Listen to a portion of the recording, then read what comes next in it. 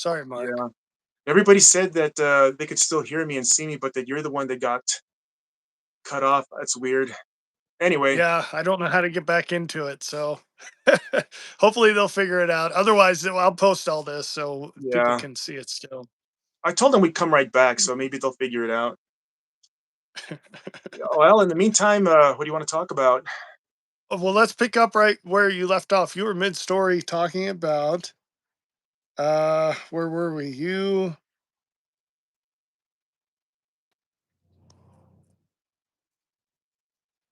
so we had talked about Fishing. fishing. Yeah, fishing. Thank Yeah, you. taking my Yes. boys Did your wife fishing. help us out on that? Thank Yeah, you. she's Yep. over there. Fishing.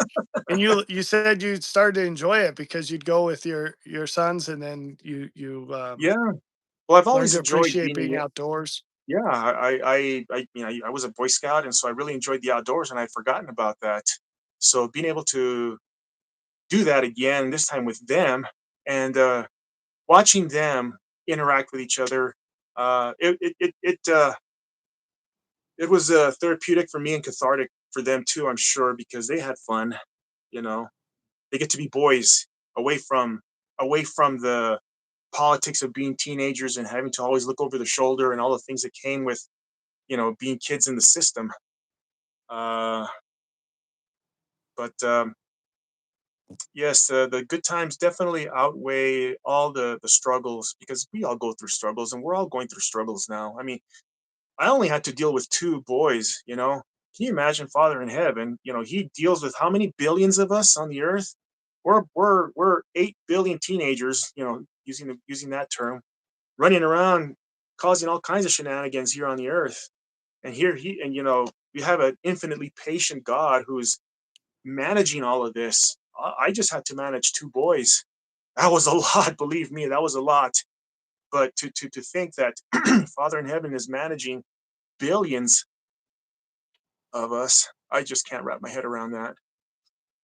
Dude, yeah, we all have our our fair share of shenanigans that we cause. Do you think sometimes maybe we overestimate, how can I put this? Um Maybe we overestimate our end of what we contribute to um to the Father's joy. Do you think we take him for granted? Do you think that we uh underestimate the quantity of shenanigans that we cause? I don't know. I don't think I'm smart enough to answer that question. Uh,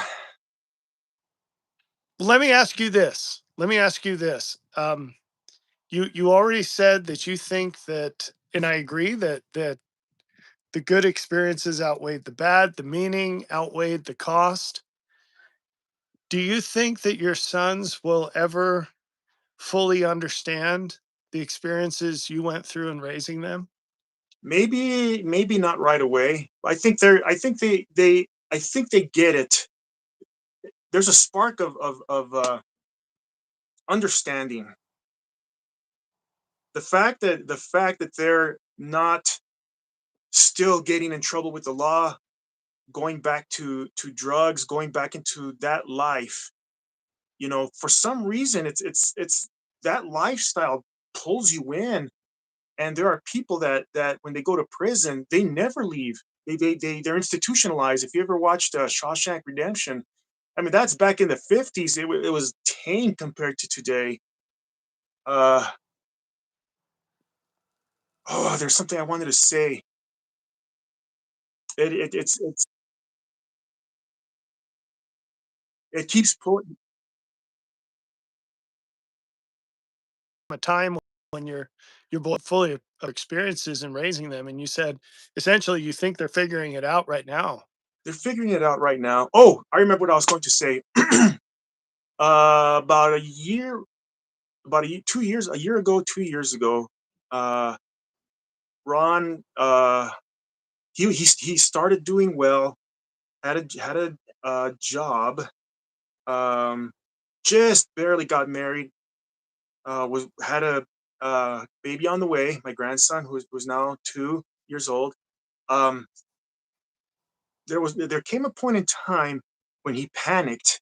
I think, and and he didn't know if he could handle this new life, this new responsibility, this joy, this you know, he thought, I'm gonna just take off. He had half a mind to just quit, take off, and disappear. And that would have sucked him right back to his old life. It would have just been bad. It would have undone everything. But something inside him told him, no, stick it out. It comes back to what he told me, Dad, everything you taught me, everything you taught me, I watched you. I watched how you struggle and I watched how you never gave up. And so he says, I'm going to stick it out. And his parole officer told him this was finally after he had made that decision and he was finally clean. I can't remember the right terminology, but when he had finally, he no longer had to report to the parole officer. He no longer had, he had paid his debt to society. Let's just put it that way. Um, and he was his own man now, no longer tethered to the law and accountability and all that stuff. He was now self-governing. You know what I mean? His parole officer told him that only two people he has seen only two people recover and never go back to that old life, and Ron was one of them in his Wow. parole officer's career. And he and his parole officer are now they're good friends. They stay in contact. Uh, That's awesome. yeah, there are people out there that I have to thank who have been mentors to my son. He worked for an electrician, a big outfit in Salt Lake City, and I can't remember the man's name. I've never met him, but I owe him a debt of gratitude for taking Ron under his wing and helping him a lot. My father-in-law uh, sold Ron his truck, uh, essentially gave it to him, but with a little price tag. But that truck, it was an old 1989, a nice Ford. It was a nice Ford. Doesn't have a lot of miles on it, but he had to do a lot of driving, to his job back and forth, and it started taking its toll on the truck. And there was one point where the truck just totally broke down and called his bosses. I'm doing my best. I'm doing everything I can. I don't know what else to do. He was at his wits end. He finally found a decent little apartment. It was in a decent part of where was it, Murray or Sandy, and started doing well. And bam, his truck just takes a big poo. And his boss went, took a tow truck, picked up the truck, fixed it all up, and brought it right back and said, "Here you go." Didn't charge him for it, That's just amazing. yeah. That's amazing. But that electrician, that boss of his, owns a big outfit, and he does really well for himself. So there are people in our lives that we don't know about who are mentors, who are helpers along the way, you know. And so there are people out there that I owe a lot to, for picking up the baton, picking up the slack where I can't. You know, there are a Well, I lot of think we stories like all I think we all could say the same. We're all here just bouncing around like a bunch of marbles in a jar or something. that. Hopefully helping each other out a little bit, you know. Yeah, So instead of like crabs pulling each other down, maybe we're doing the barrel of monkeys thing and helping each other up a little bit. That's the yeah. hope. And they've both been baptized. You know, I know deep down there's some belief, even though they're still worried about their lives and they're still figuring things out. I remember one time, Ron. I got a couple of stories to share. I think these are worth sharing. One time, Ron, he was with some friends. They came and picked him up. Hey, come and we're gonna go do this. Come with us. He's like, yeah, all right. That's just what these kids do. And he had a really bad feeling about what was going to happen next. And so they were passing a 7-Eleven downtown Ogden somewhere. And my son faked being sick, and he says, "I'm going to throw up, man. Leave me right here at the 7-Eleven." And he just had a really bad feeling, and he listened to it. And so he went to the 7-Eleven, went to the bathroom, and he just stayed there. And the guys that he was with, they eventually they just left him. They just left him there, and they went to go do what they were going to do, and they ended up committing some serious felonies. I think they ended up killing somebody. I can't remember the story so well. My son's told it to me a few times, and I always forget. But it was very serious. They ended up in prison. The person ended up, person ended up dead and things, and he would have been involved, accessory to some really, really bad things. But because he listened to that, to the spirit, but for him it was that feeling. He didn't know how to explain it. He didn't know what it Sure. meant, but there was something there. And his wife, um, this is another story. When she was a baby, um, her dad was getting in his truck. He got in his truck to go to work one day, and turned the truck on, put it in reverse, but the truck wouldn't move. It was like something was wrong with the gear, or something was wrong with the transmission or the motor. I don't know what, but for whatever reason, the truck would not budge. So he put it back in park, put it back in reverse, and hit the gas. The truck just, it might as well have been dead, and he couldn't figure it out. So he finally turned it off and got outside. Come to find out, his daughter, infant daughter, my son's wife, she was behind the truck, Hmm. and had that truck engaged reverse, he would have you know crushed her. He would have crushed her, and she would have never met my son. And I wouldn't have a grandson today. It's interesting the way life works, all these things. So he took his little daughter and took her into the house and turned the truck on, put it in reverse, and the truck worked just fine. No problems, like nothing was ever wrong.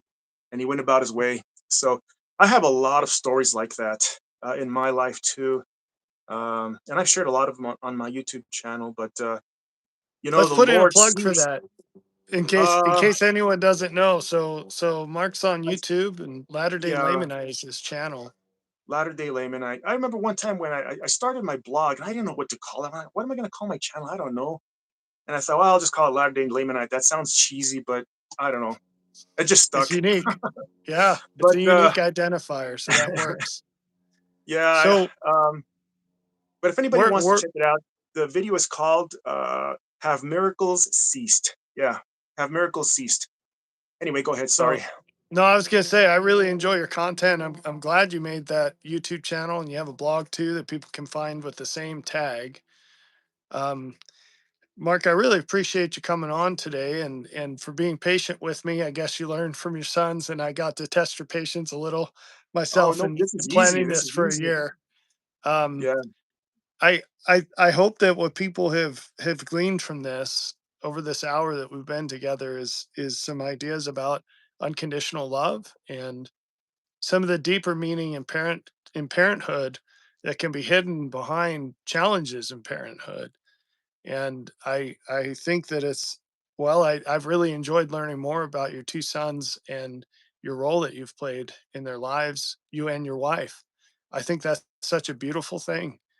It's something that I wish it would be easier to encapsulate down to a frame to put on a wall somewhere, is a daily reminder of the good that we can do in this world if we Hmm. just sort of lift where we stand and do Thank what we you, can. Tame Laume. I hope I didn't mispronounce that. Sorry. Yeah, that's Belinda. Easier to I say. Hi, Belinda. Thank you. Somebody named Tame Laume. Laume. Anyway, thank you. Well, I think Yeah. we're gonna close this up. I really appreciate it, Mark. You're Okay. you're a beautiful man, and Thank you. I really value knowing you. This world's a better place because you're here. So I thank you for appreciate your that, time Rob. today. You're very welcome, and I really appreciate the time to chat with you, get to see your face, and I look forward to meeting you in person someday soon. I love you, brother. Absolutely. 100% all the way. I love your books. I Thank think I've you. read them all. Uh, I've got this one.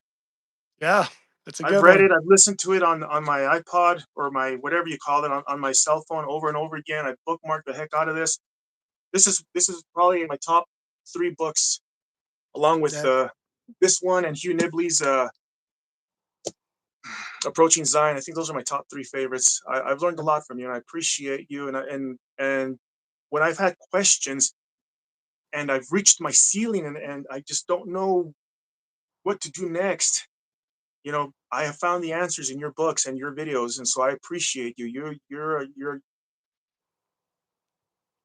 You bring a lot of good to this world too, a lot of light, and I appreciate you too for that. And It We're means a lot brothers. to me, Mark. Thank you. Well, I I look forward appreciate to the everyone. the lunch we're gonna have when I come down there, okay? Yep, it's my treat. So Well, thank you, looking sir. forward to it. I appreciate it. You take All care, right. okay? You too. Take care. Thanks. How do Bye-bye. I what I oh do I X? All right. I Bye think bye. we just hit the X. That's it. I See ya, see it now. everybody. All right. Thanks for joining us. I Love you appreciate it. all. Take care. Bye-bye. Bye.